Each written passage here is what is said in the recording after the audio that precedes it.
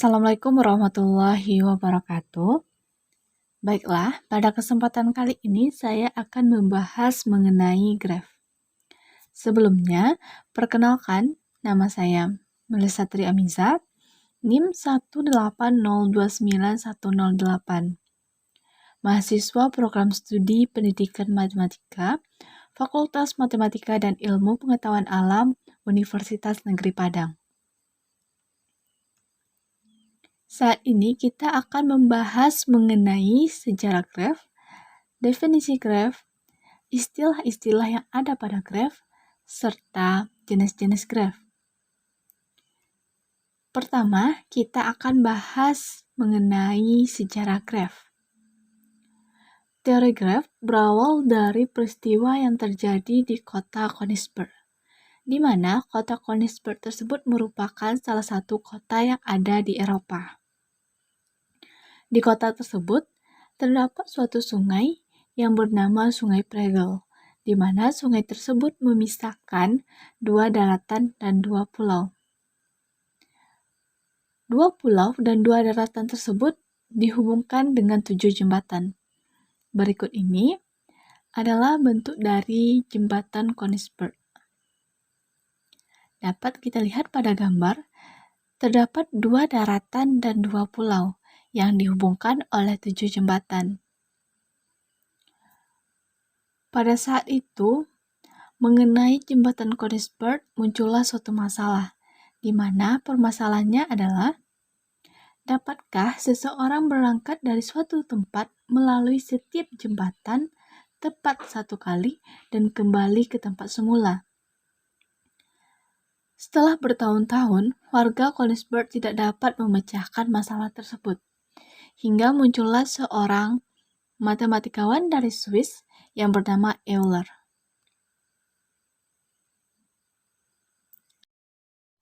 Pada tahun 1736, melalui tulisannya yang berisi tentang upaya pemecahan masalah jembatan Königsberg yang sangat terkenal di Eropa tersebut, Euler mengungkapkan bahwa tidak mungkin seseorang berjalan melewati tepat satu kali masing-masing jembatan dan kembali lagi ke tempat semula. Euler juga menggambarkan situasi jembatan Königsberg tersebut, di mana daratan dan pulau dimisalkan sebagai titik dan jembatan sebagai sisi.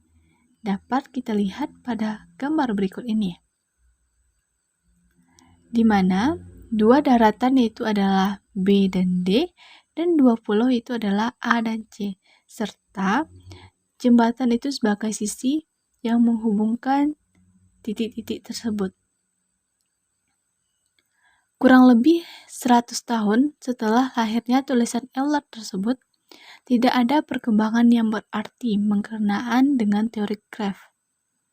Hingga pada awal abad 19 sampai 20, barulah para saintis mengembangkan tulisan dari Euler tersebut dan menemukan berbagai macam manfaat teori graf dalam bidang matematika maupun bidang-bidang lain, seperti ilmu komputer, kimia teoretik, transformasi, dan lain sebagainya. Selanjutnya, kita akan membahas mengenai definisi graf. Sebuah graf G berisikan dua himpunan, yaitu himpunan berhingga tak kosong Fg dari objek-objek yang disebut titik atau vertex, dan himpunan berhingga Eg yang elemen-elemennya disebut sisi atau edge. Sedemikian hingga setiap elemen E dalam Eg merupakan pasangan tak berurutan dari titik-titik di Fg. Definisi tersebut dapat kita tulis sebagai berikut, di mana Fg adalah himpunan tak kosong dari simpul-simpul atau titik-titik. Fg sama dengan F1, F2, sampai Fn. Dan Eg merupakan himpunan sisi-sisi yang menghubungkan sepasang simpul atau titik. Eg yaitu E1 sampai En. Atau dapat kita tulis menjadi G sama dengan F, E. Selanjutnya, kita akan bahas mengenai istilah-istilah pada graf. Yang pertama yaitu lob. Lob, gelang atau kalang adalah sebuah sisi yang berawal dan berakhir pada simpul yang sama. Berikut ini adalah contoh dari lob, di mana pada gambar tersebut yang merupakan lob adalah E2. Selanjutnya itu adalah sisi ganda. Sisi ganda merupakan dua sisi atau lebih yang menghubungkan dua buah simpul yang sama. Berikut adalah contoh dari sisi ganda. Pada contoh tersebut, dapat kita lihat yang merupakan sisi ganda adalah E2 dan E3. Selanjutnya, kita akan membahas mengenai contoh graf. Gambar tersebut merupakan salah satu contoh dari graf, di mana gambar tersebut kita misalkan dengan gambar G1. Pada gambar tersebut, yang menjadi titik adalah 1, 2, 3, 4. Dan yang menjadi sisi adalah 1,2, 1,3, 2,3, 1,4, dan 3,4. Untuk contoh yang kedua, di mana gambar tersebut merupakan contoh dari graf yang memiliki lob. Gambar tersebut kita misalkan dengan gambar G2. Yang menjadi titik pada gambar tersebut adalah V1, V2, V3, dan V4. Dan yang menjadi sisi adalah V1, V2, V1, V3, V1, V3, V2, V3, V2, V4, V4, V3, V4, V3, dan V3, V3. Atau dapat kita tulis menjadi E1, E2, E3, E4, E5, E6, E7, dan E8. Selanjutnya, kita akan membahas mengenai jenis-jenis graf. Yang pertama, yaitu adalah graf sederhana. Graf sederhana adalah graf yang tidak mempunyai sisi rangkap dan tidak memiliki gelung.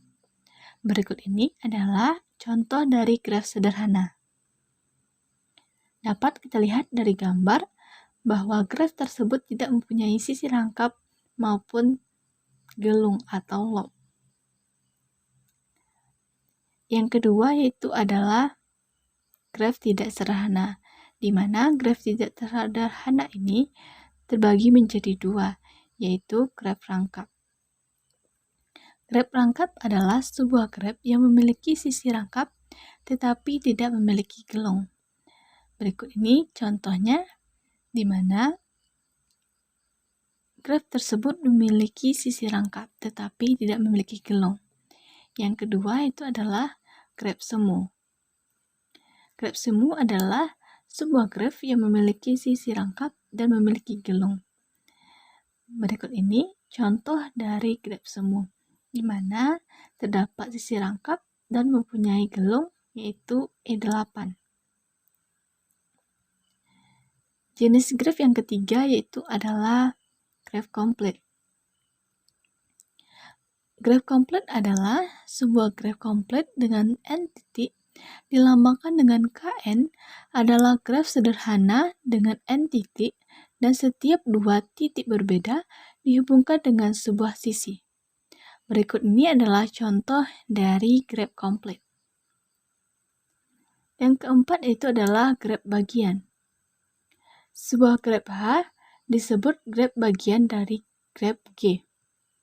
Berikut ini adalah contoh dari graf bagian, di mana graf H merupakan bagian dari graf G. Selanjutnya itu adalah graf teratur. Graf teratur adalah jika semua titiknya berderajat sama. Berikut ini adalah contoh dari graf teratur, Dapat kita lihat pada gambar, setiap titik memiliki derajat yang sama, yaitu 3. Yang keenam yaitu adalah graf lingkaran. Graf lingkaran adalah graf sederhana yang setiap titiknya berderajat 2. Berikut ini contoh grafnya. Pada gambar dapat kita lihat bahwa setiap titik memiliki derajat yang sama, yaitu 2. Yang ketujuh yaitu adalah graf kosong. Graf kosong merupakan graf yang tidak memiliki sisi. Berikut ini adalah contoh dari graf kosong, di mana graf kosong ini hanya berupa titik saja dan tidak memiliki sisi. Yang kedelapan yaitu adalah graf bipartisi. Graf bipartisi adalah jika FG dapat dipartisi menjadi 2 himpunan bagian X dan Y, sedemikian sehingga setiap sisi dari G menghubungkan sebuah titik di X dan sebuah titik di Y. Berikut ini adalah contoh dari graf bipartisi. Selanjutnya itu adalah graf berbobot. Graf berbobot adalah jika setiap sisinya diberi sebuah harga. Berikut ini adalah contoh dari graf berbobot, di mana setiap sisi itu memiliki harga.